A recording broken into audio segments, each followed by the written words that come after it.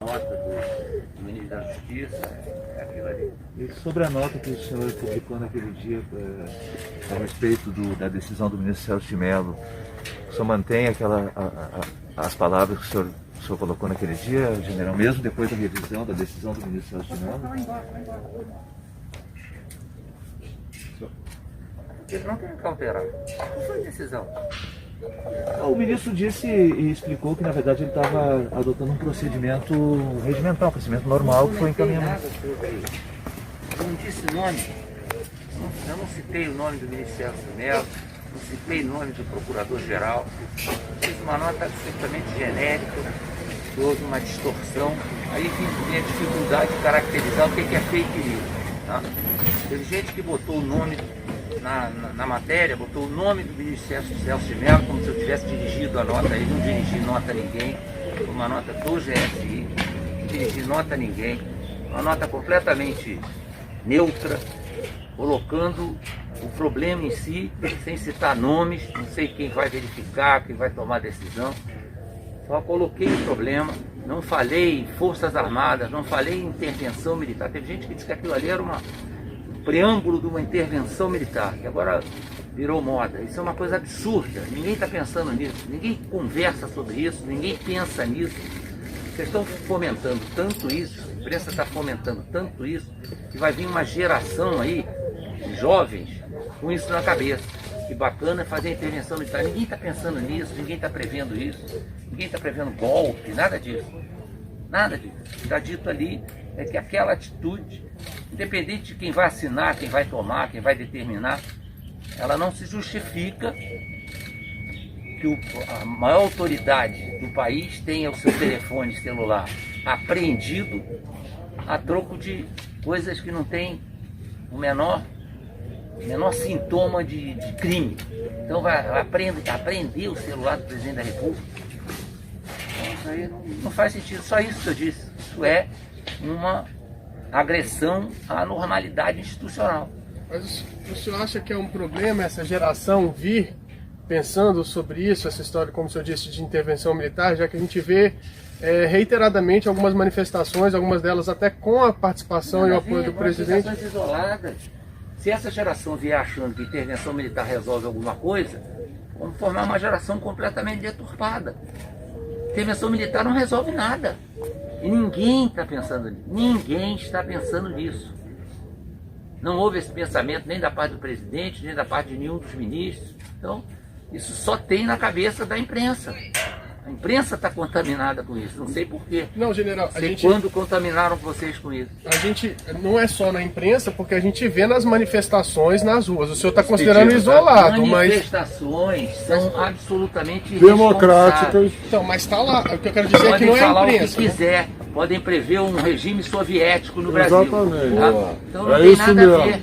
A manifestação é livre, espontânea, permitida. Outra coisa são vocês que são institucionais, vocês são a instituição imprensa nacional. Então vocês têm uma responsabilidade enorme. Por isso que é muito difícil caracterizar fake news. Tá? Tem um monte de fake news publicadas diariamente em vários jornais e não acontece nada. Que causam prejuízo ao país, causam prejuízo à condução do país. Então lá e fica, e é fake news. Vai processar tudo que é jornalista que publicar fake news? Poxa! General, a ministra Carmen Lúcia, na abertura da segunda turma, na terça-feira, e ontem mesmo o ministro Fux, na abertura da sessão do plenário do Supremo, ambos fizeram pronunciamentos numa interpretação como mais ou menos nós fizemos aqui. No sentido de que as palavras têm, de alguma maneira, agredido as instituições e colocando em xeque o regime democrático de direito. Foram manifestações do Supremo, não foram manifestações da imprensa. De alguma maneira, eles também interpretaram as suas palavras, as palavras que têm sido emanadas do Poder Executivo, como sendo palavras de agressão ao Estado Democrático de Direito.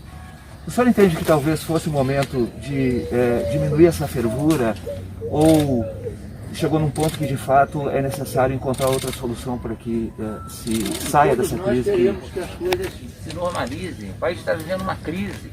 Nós precisamos caminhar para a solução dessa crise. Uma crise que nós não sabemos exatamente quais serão as futuras consequências. seja do ponto de vista econômico, seja do ponto de vista social, seja do ponto de vista até educacional. Então, ninguém está querendo incendiar nada. Mas essas palavras, muitas vezes colocadas desta forma, isso que a gente, de alguma maneira não acabam colocando mais lenha na fogueira, quer dizer, mais álcool ainda para incendiar o Eu acho que tem que ver os dois lados. Então, vamos combinar, vamos manter o equilíbrio entre os poderes, limitar as decisões, as atribuições dos respectivos poderes, e é isso que está se pleiteando.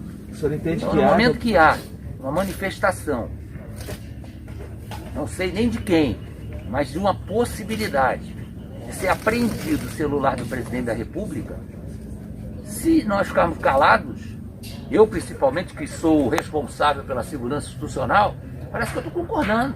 Exatamente. E sou absolutamente contra isso. Não pode nem ser ventilado. Não pode nem ser... Ah, mas o presidente é um cidadão comum. Sim, o presidente é um cidadão comum. Tanto é que vários aí já tomaram impeachment. Mas qual a razão de apreender o celular do presidente Bolsonaro? Tem uma razão plausível disso aí. Então é preciso que as coisas sejam dos dois lados.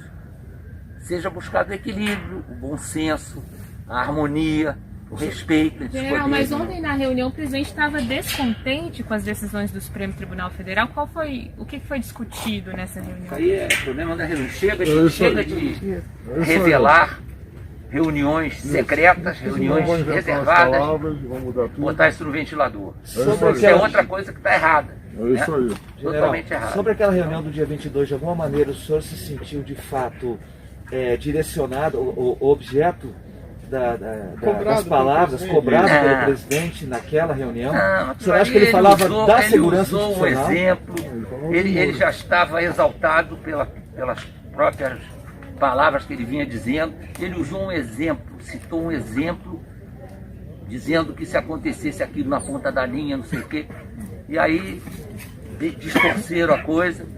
Podia até dar margem a essa interpretação, mas eu sabia que eu não estava sendo atingido. Cada um tem a sua consciência e sabe o que faz. Principalmente no meu caso, estou colado com ele todo dia.